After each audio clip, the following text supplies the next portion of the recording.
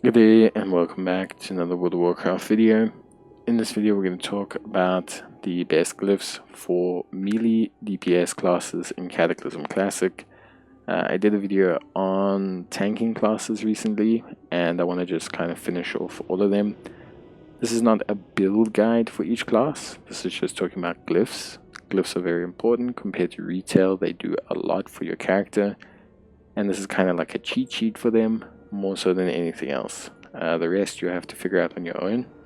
So yeah, let's talk about Frost DK first, and then we'll kind of progress from there. So in terms of prime glyphs, Glyph of Frost Strike reduces the runic cost if Frost Strike is one of your main abilities, so making it more spammable is always good. Obliterate damage up, obliterate's a huge damage dealer for you, so this makes perfect sense. And then Glyph of Howling Blast. Howling Blast now infects your target with Frost Fever. This just now obviously adds a further way to increase the amount of units that are under the effects of Frost Fever.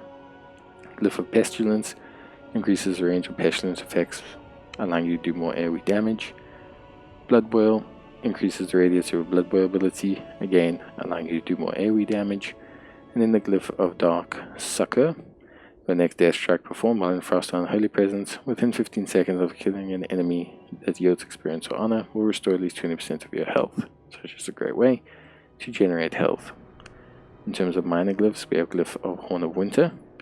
This allows you to increase the duration of Horn of Winter, very important for your class, an extra minute means a lot.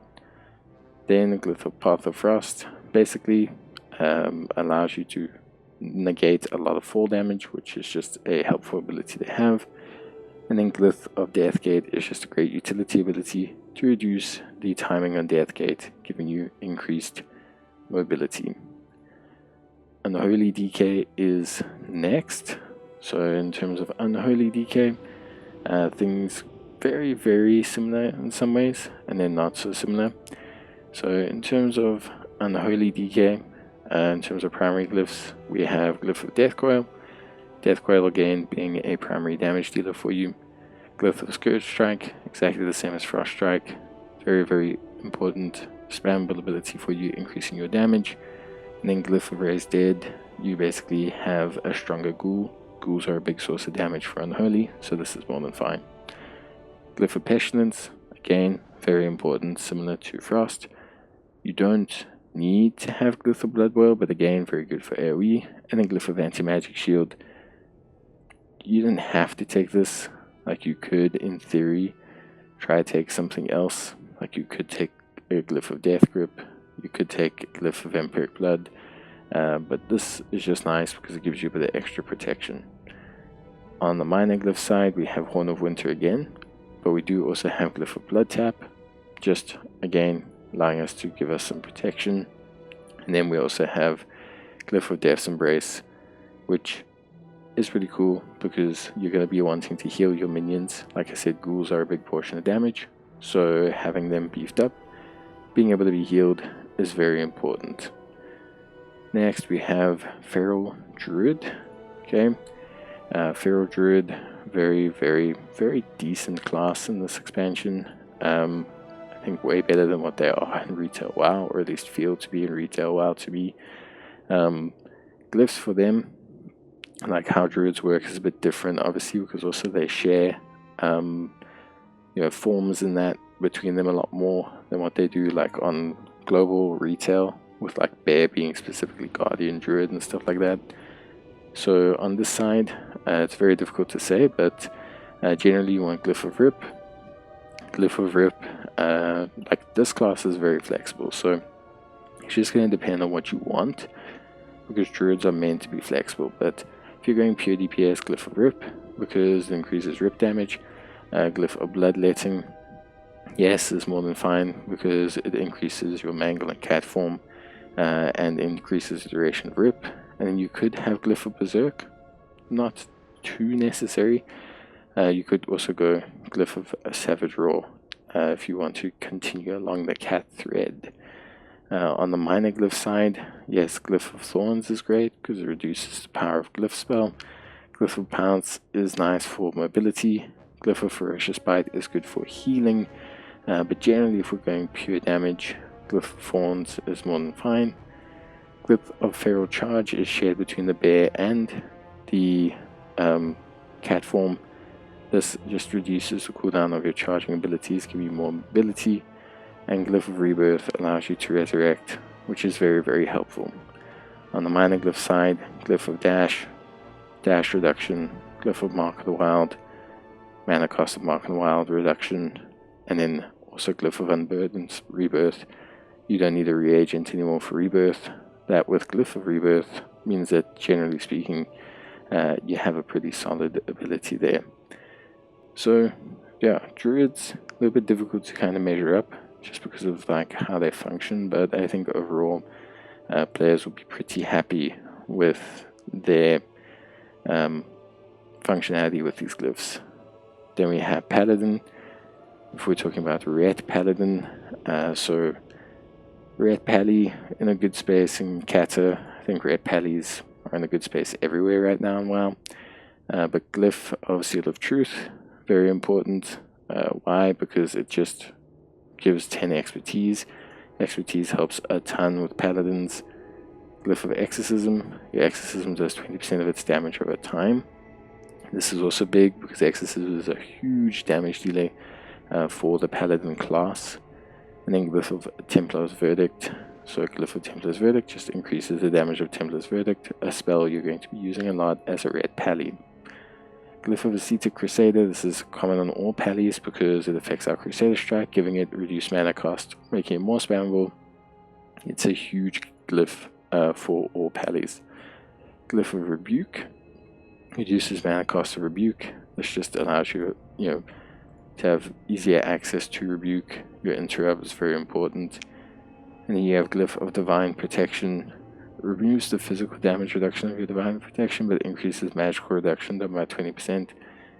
This is optional. You don't have to take this.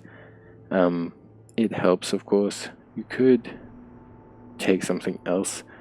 I think for me, depending on how you feel and what you feel is better situational, but generally speaking, this one is just a nice, especially for range damage stuff and like area of effect spells you might take, it just helps. Glyph of Blessing of Might decreases the mana cost of Blessing of Might, which is a huge blessing. Glyph of Truth, same thing, mana cost of Seal of Truth, which is one of your more spammable seals. And Glyph of Righteousness reduces the Seal of Righteousness cost. All of these, barring Blessing of Might, you're going to switch between Truth and Righteousness, so it does help out quite a bit. Then we're looking at all the rogues. So we have Assassin Rogue, or Ass Rogue, as I like to call it. Assassin Rogue, pretty solid, I will say. Not too bad in this expansion in terms of glyphs. Yeah, obviously we're looking at Glyph of Backstab. The Backstab critical strikes give you 5 energy. This allows you to help combo. Mutilate, reduction of energy cost, allowing you to better combo. And then Glyph of Rupture increases the duration of Rupture, which increases your overall dot damage pretty nicely. You'll notice these two are definitely requirements because you need to have better energy management to manage combos and rotations. Glyph of Feint, energy cost of Feint goes down, again allowing you to better understand your rotation. Tricks of the Trade, so the damage bonus from the recipient is reduced, but your energy cost goes down, again allowing you to better access your rotation. And then Glyph of Sprint, increase your movement speed by an additional 30%, again helping you out. On the minor glyph side, they're very much, how can I say, quality of life stuff for rogues. But Glyph of Safe Fall really just increases your ability to not take damage from falling. Glyph of Poisons allows you to apply poisons faster. This is just nice if you're switching. And then Glyph of Distract increases the range of your distract ability. All of them are quality of life. You can just take whichever one you want, honestly speaking. Then we come to Combat Rogue. So, Combat Rogue, I think probably in a slightly worse place than Ass Rogue, but I mean that's just me. In terms of talents, or glyphs I should say, We have Glyph of Adrenaline Rush, okay, increasing the duration of Adrenaline Rush. Adrenaline Rush, super important spell. Those extra 5 seconds will just help you flow through your rotation. Sinister Strikes, adding another combo point, again, rotation-wise. And Slice and Dice, also more of a rotation / DPS.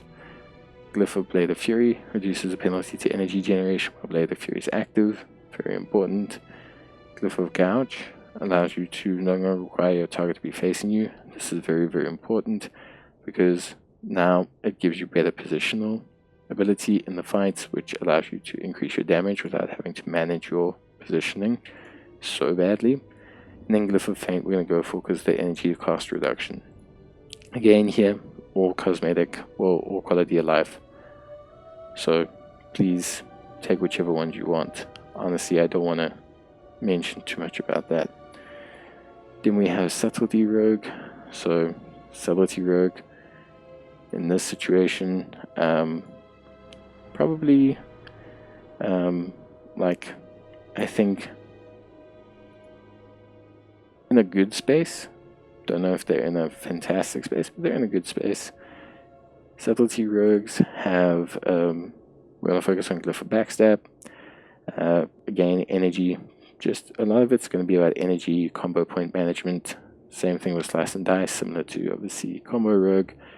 And then Hemorrhage. Hemorrhage ability also causes the target to bleed, increasing your overall damage. Glyph of Tricks and Trade, reducing that energy cost. Tricks of Trade is super important. Glyph of Sprint, increasing movement speed. And Glyph of Faint, reduction in energy cost. So all just better comboing abilities across the board. Enhancement Shaman is going to be next. So we have Enhancement Shaman. So Enhancement Shaman, you know, strictly speaking, probably like, I think better in Cataclysm than what they were in Lich King. So you could run them if you want to, but I don't think they're top tier. Glyph of Lava Lash increases your damage dealt by Lava Lash. It's one of your big damage dealers. Glyph of Storm Strike increases your Storm Strike damage. That's a big damage dealer. Feral Spirit. Obviously all big damage dealers. All common abilities. Very important. Glyph of Lightning Shield. So Lightning Shield can no longer drop below 3 charges from dealing damage to attackers. This is good. Just allows you to maintain those charges, which allows you to maintain mana flow, which allows you to have a better rotation. Glyph of Chain Lightning now strikes 2 additional targets but deals 10% less damage. For an AoE situation, those extra 2 targets, even though you're dealing 90% damage, you're gaining 180% across the multiple targets, so it does work out. Then Glyph of Fire Nova increases the radius of Fire Nova, again improving our AoE. Glyph of Water Walking, you don't need a reagent anymore. Glyph of Renewed Life, you don't need a reagent anymore. And then Glyph of Astral Recall, just basically giving you better mobility and accessibility. And then finally we talk about warriors. So we have Arms Warrior. In terms of glyphs for Arms, look, I think Warrior is all in a good space. I don't think they're in terrible positions. For Arms Warrior, we are looking primarily at Glyph of Mortal Strike. Mortal Strike is your spam ability. Glyph of Overpower, again. Glyph of Slam, again. All 3 are going to be embedded in your rotation. It makes perfect sense to do this. Glyph of Cleaving, increase your cleave targets for more AoE. Glyph of Thunderclap, increase your radius for more AoE. Glyph of Sweeping Strikes, reduce the rage cost of Sweeping Strikes by 100%. Better rotationary output. Glyph of Berserker Rage, very important. You now generate rage when using Berserker Rage. Glyph of Command, okay, increases the duration of Command of Shout, very important. And Glyph of Battle increases the duration of your Battle Shout. These shouts are very important for spiking DPS, maintaining DPS, so having the flexibility and increased ability to use them is very important. And then lastly we have Fury Warrior. So Fury Warrior is the last one. Again, also some big rotations, but like changes compared to Lich King. I think overall in a good space as a unit. Oh, I say unit, as a class spec. So I think, yeah, not too bad. Yeah, in terms of talents and that, we're looking for Glyph, Bloodthirst, again our spam ability, Raging Blow, our spam ability, and then Glyph of Slam, spam ability. So all three heavy in your rotation, we augment them. Again, we're going with the Cleave one, then we're going with Death Wish for better damage reduction, so better kind of damage management, and then Glyph of Colossus Smash. This one now applies Sunder Armor, which is good for increasing further damage from rotations. And then all three of your mining glyphs are the same as every other warrior spec. So all in all, some really nice glyphs. I think melee classes in general are always in the okay space, but I feel like in Cataclysm there's some really strong ones. So yeah, but let me know what you think, and I'll see you in the next one. Bye.